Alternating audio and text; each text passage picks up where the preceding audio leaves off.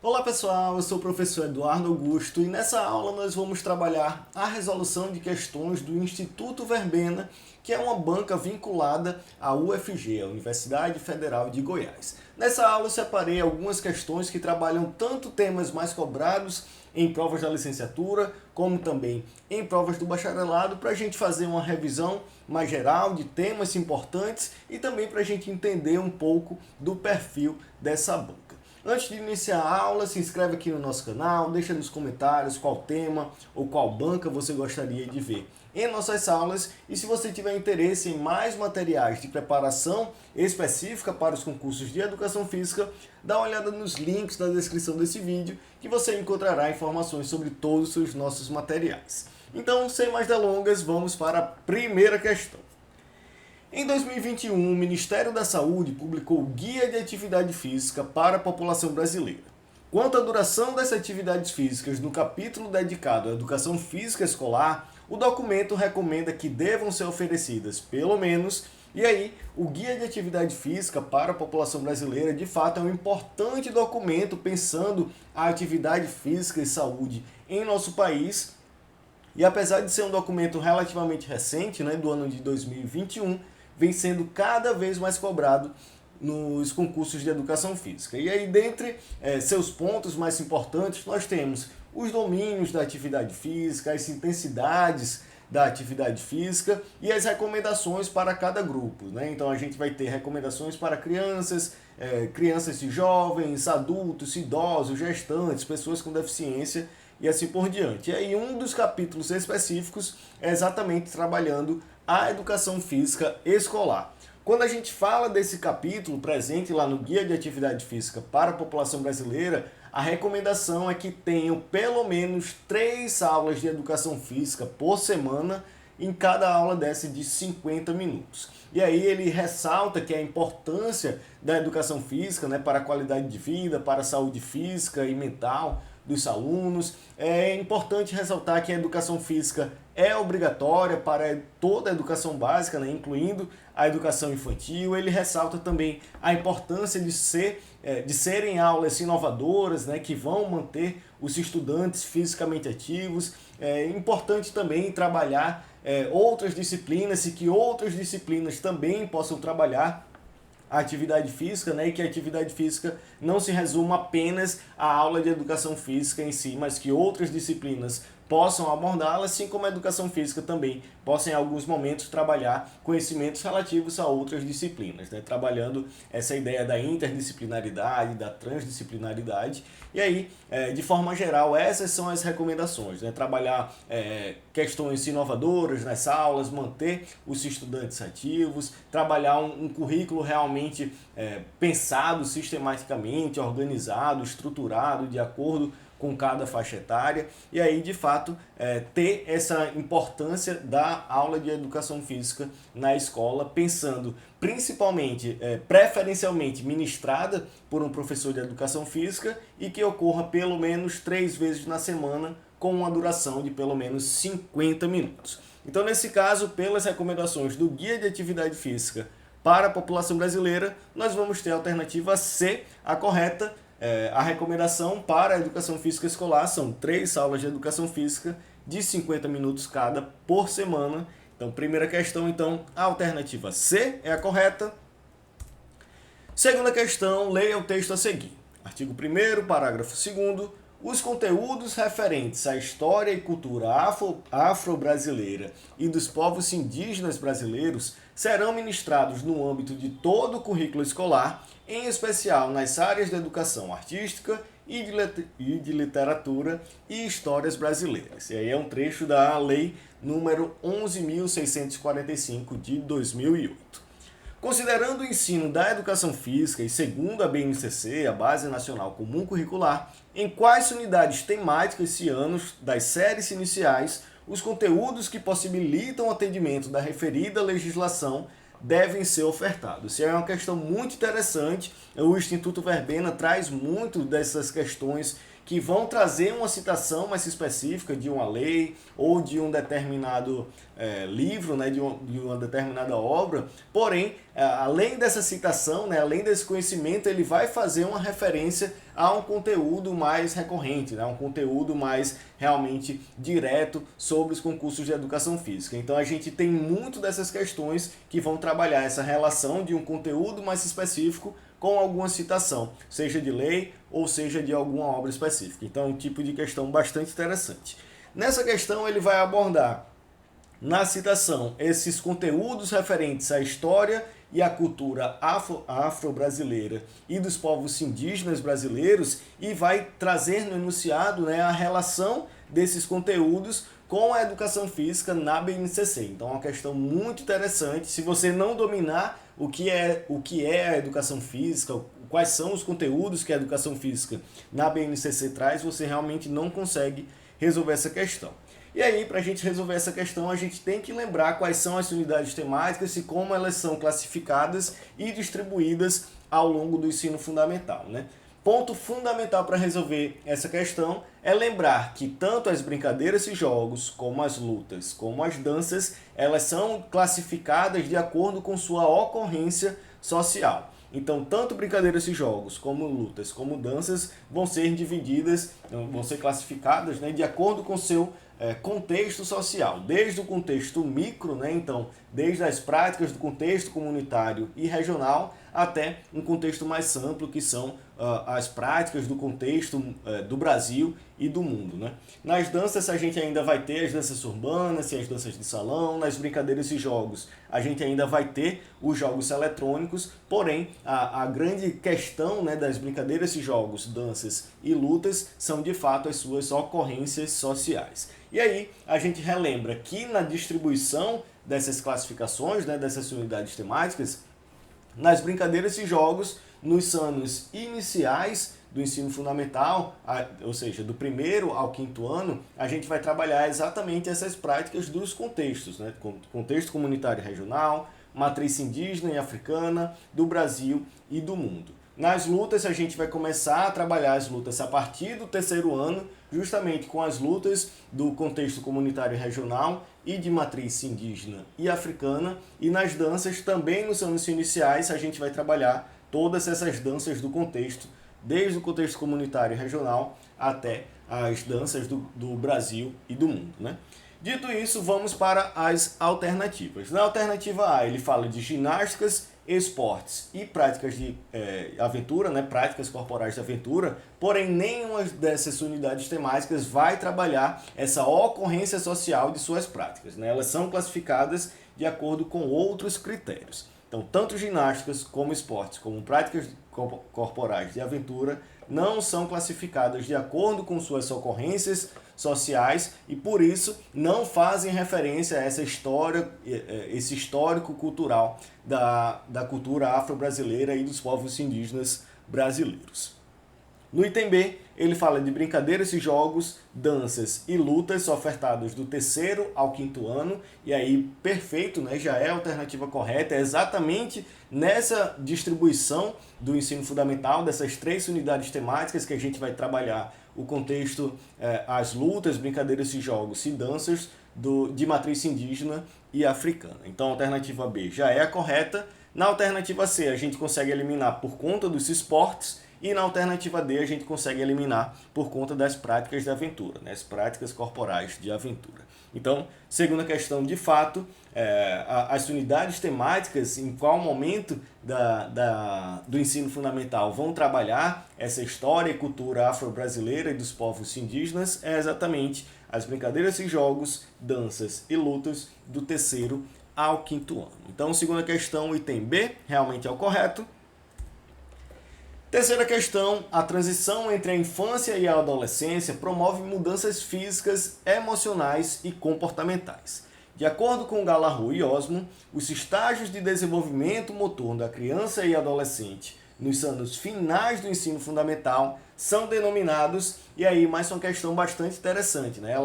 Ela quer saber quais são os estágios de determinada fase dos movimentos motores, porém ele faz essa relação com a idade de acordo com os anos do ensino fundamental, né? Como ele está falando dos anos finais do ensino fundamental, a gente tem uma faixa aí do 6º ao 9º ano, e por isso a gente tem uma faixa etária por volta dos 11 aos 14 anos. A partir dessa idade, então, né, dessa faixa etária de 11 a 14 anos, nós vamos estar na fase dos movimentos especializados. Então, se a gente sabe que são as fases dos movimentos especializados, a gente sabe exatamente quais são os seus estágios, né, qual é a sua divisão. Na fase dos movimentos especializados, nós vamos ter 3 estágios. O primeiro deles, o estágio de transição ou estágio transitório. O segundo, estágio de aplicação. E, por último, o estágio de utilização permanente, que pode ser a utilização tanto nas atividades da vida diária, como nas atividades esportivas, como nas atividades recreativas. Então, quando a gente fala do estágio da fase dos movimentos especializados, nós vamos ter esses 3 estágios: transitório ou de transição, de aplicação e de utilização permanente, que é exatamente o que a alternativa A traz: transitório, de aplicação e de utilização permanente. No item B ele fala estágio inicial, elementar e maduro, que na verdade faz relação à fase dos movimentos fundamentais. No item C, inibição de reflexos e pré-controle, faz parte da fase dos movimentos rudimentares. E os estágios de codificação e decodificação de informações, na verdade, são estágios da fase dos movimentos reflexos. Então, por isso, terceira questão, de fato, a alternativa A é a correta. Quarta questão, leia o texto a seguir. O esporte ampliou o seu conceito quando, finalmente, em 1978, a Unesco publicou a Carta Internacional de Educação Física e Esporte. Pode-se afirmar que, depois da publicação desse documento pela Unesco, o mundo passou a aceitar um novo conceito de esporte. Nesse contexto renovado, desenvolvido a partir do pressuposto de direito de todas as pessoas, independente de sua condição, muitos tiveram acesso às práticas esportivas. Assim, o esporte, como um direito de todos, pode ser entendido atualmente pela abrangência das suas 3 manifestações. E aí é uma citação do Tubino no seu livro O que é Esporte. Quais são as manifestações apresentadas pelo autor? E aí a gente tem mais uma questão, né, em que a gente faz essa relação de uma citação com um conceito importante aí cobrado nos concursos de educação física. Nesse caso, a questão está falando da Carta Internacional de Educação Física e Esporte, que de fato é um grande marco pensando na história do esporte, né? Antes disso, a gente tinha o esporte muito focado no rendimento, então realmente era uma prática mais exclusiva, né?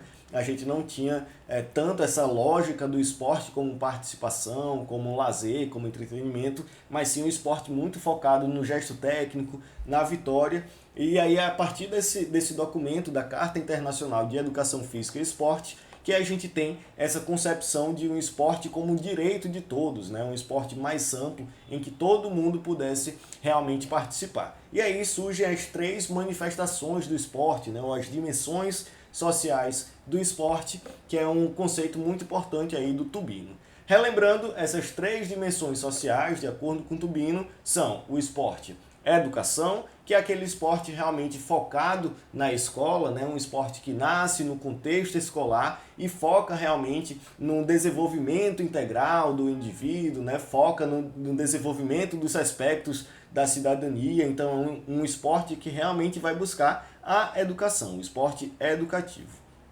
A segunda manifestação ou dimensão social é o esporte participação, que é o esporte em que a gente pratica no nosso tempo livre, né, como uma forma de socialização, de entretenimento, de lazer. Então é aquela corridinha que a gente dá na praia, aquele futebol que a gente joga com os amigos, enfim, né, o esporte participação, focado mais na socialização, no lazer, no entretenimento.